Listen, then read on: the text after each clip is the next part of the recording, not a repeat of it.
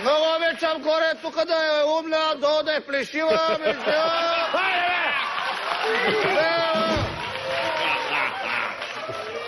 плешивата певица. Значи тая година бях, уважаеми зрители, най-веселия, най-готиния, най-потентния сред кандидатите за кметове на изборите. Бях кандидат на кмет за Несебър, Месеврия, Трендамия, Мрендамия. По цял ден бях на морето, сега съм черен като черната златка и съм шавлив като русата златка. О, не мога издържа повече! Бил съм с още 3798 златки, 10 видри, 4 белки, 2 бобара.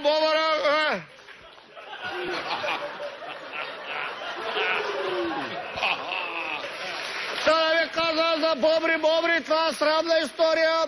Значи предизборната кампания, господин Трифонов, по времето беше по-скъпа от преди. Защо този път не раздавах фафли, мавли, кабамча, комтета, мекици, сърби, друса и по крако. Сега раздавах калкани, малкани, мариди, скариди, миди, мамриди, мамруди. Сега да ви разкажа, господин Трифонов, за кампанията. Тръгнах, уважаеми зрители, да агитираме с Несебър. Викам на един дядка, ела тука, бе, шебек, ела тука. Викам, дядо, гласуй за мене, ще дам една кофа, цаца и 2 майкенки, ако пуснеш гласа за Митьо. Оня дъртофилника не иска, ще гласува за БСП. И? Що бе, дрът пергиши? Той? И той вика, защото нито я зъби, нито оля работа ми става. За кой бе? Пенсионер, има туалетна тука. Айде бе, стига бе! Значи, господин Трифонов! Аз бях че не поема малко въздух.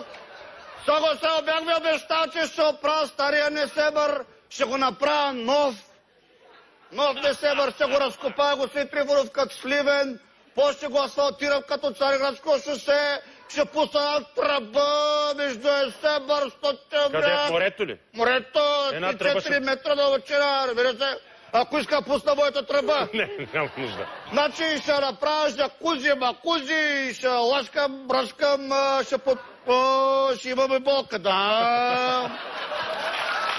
Виждам. Това значи ли като мастишки да спра? Ай нататъка! Не до безда. Иска каша на пълния Себър с полекини, рускини, молокини, смокини, дърбацини, бъбрицини. Сега ви кажа, уважаеми зрители, отидах да гласува в избирателна секция, взех бюлетините, тръгнах да влизам в тълта стайчка. Председателя ме спре и вика, Митьо, вземиш химикалка. Викам, не ми трябва химикалка. Аз имам любовна химикалка 25 сантиметра. Сега да видите, като влязах, викам на председателя, няма смисъл да пускам тая бюлетина, тя не е валидна, защото с любовната писалка задрасках 3. Значи, като се разтече, не можа да направя хикче. Не мога да правя хикче. Само че искам така... Как правиш хикс с любовната химикалка? Да, не мога да се контролира. Как правиш хикс? Така е. Добре, дай сега. Като почнах, дър. Значи, имаше един, дето ги докарах да гласуват стресове, маршрутски и жипове, търбаласи. На всичките им бюлетини се оказа, уважаеми, валидни. Що? Имаха 15 от пръста на хората, бяха мазни от кебабчета. Мазньочи. Значи след изборите неха на яхта, напълняха с манекенки, ягоди, престо млеко, кисело млеко, сурватка, мурватка, фастъци, мастъци, Оля! Стига! Дел си яхта. Какво стана нея? Напълниха с ядки. Разбрах. Нататъка. Сипах малко. Много обичам се, издървяме, мерваме.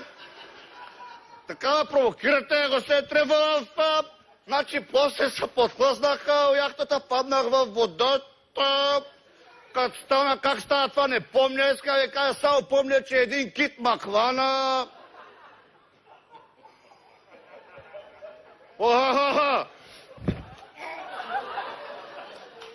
Добър удар.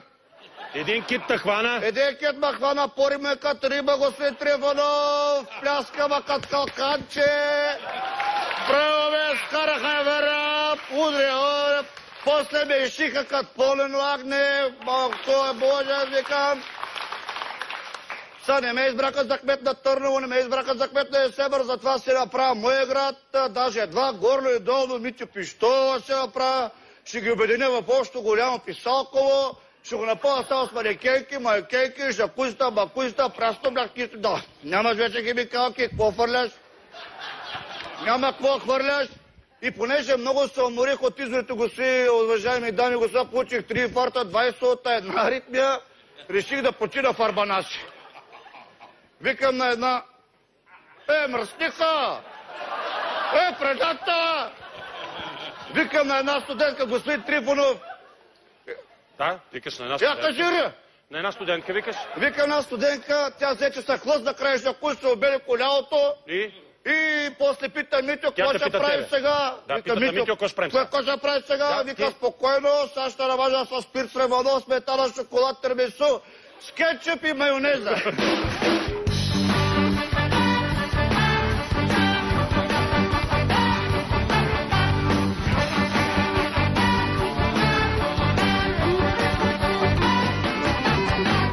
Твоят приятел Ранърса. Коля мой приятел? Ще го видим след като видим рекламите. Ще го видим след като видим рекламите. Ако мога го видим. Да. Кажи сега, че ще видим рекламите. След... Уважаеми зрители, гледайте рекламите, BTV, реклами.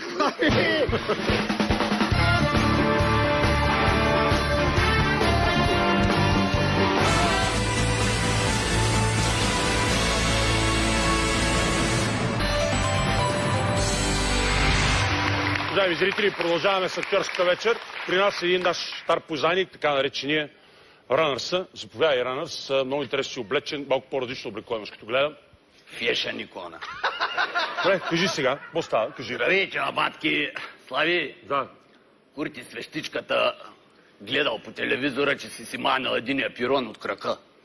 Верно ли? Ако кажеш някой глупост, няма да ти го проща, разбираш. Не е глупост. Аз обаче помниш ли, нали ти казах да не вземаш пирони по 2,50 от мебелния на околовръстното? Помниш ли го сега? Сега няма се притесняваш, вържи го с тел, то ще държи хубаво. Добре, кажи сега нататък. Нали знаеш защо на Курти му викаме свещичката? Курти, нали го знаеш? Курти свещичката. Знаеш, що му викаме свещичката? Защо? Защото докато те обича, ти лекува и хемороидите. Сега аз нали виждаш, съм добро настроение. Знаеш що? Защото в затвора гледахме кастинга за умна и красива и направо избухнахме, ако ме разбирате. И веднага решихме да изпратим наш човек на конкурса. Не, това е само за жени. Ама чуй сега, гласувахме и единодушно избрахме най-красивата сред нас. Знаеш как се вика? Моню Люински. Значи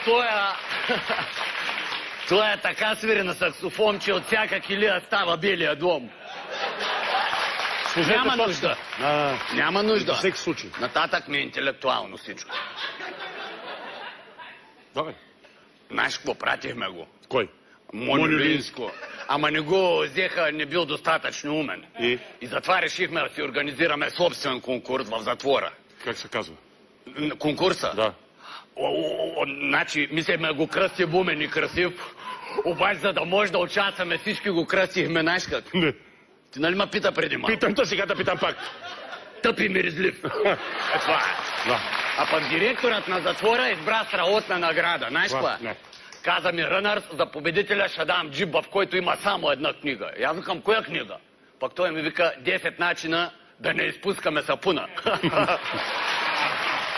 Значи питах и един от кандидатите за титлата какво е най-важното нещо, което научи откакто си в затвора. Пък той ми вика, най-важното нещо научих от Киро Жарта.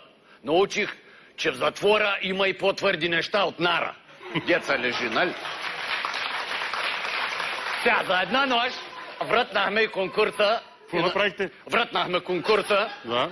И на сутринта победителя взе да се оплаква. Що? Къв джип сте ми дали? Нямам гуми, нямам двигател, нямам скорост на кутия. Викам му, и какво ти пука, бе, ти си с доживотна? И между другото, покрай кандидатите за конкурса отидах и аз да си направя кола маска на гърдите, да укуся гасталака. Виж го, вече го няма. Да, идеално си, много си добре така. Нали? Много си готин. Преди беше много космат. Бях, ама то преди въдех ние въшкия малки маймунки. Добре, няма значение. Сега няма. Джунгла беше, бре, човек. Сега няма. Пък после са килиника ма пита, Ранас, няма ли ти е студено, е тъй гол? Да, като си го. И аз му викам, как ще ми е студено, бре, като от космите си направих. Половер. Юрган. Направо млекотена завивка. В бяло и в черно. Защото долу съм взел да побелявам. Аре, няма нужда.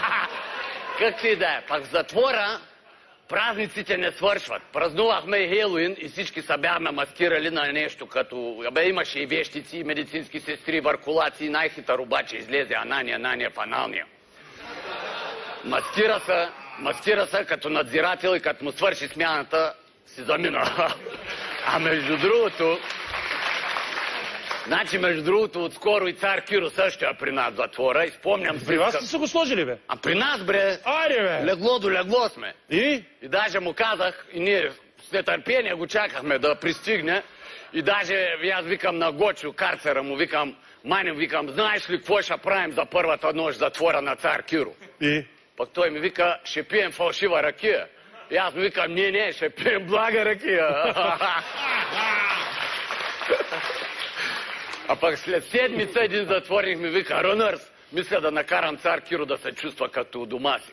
Ще му запаля килията. Уважаеми зрители, представих ви двама от тримата актьори, заедно и третия, който ще го представя следващия път. Това бяха Краси Радков, Мариан Бачев и Виктор Калев.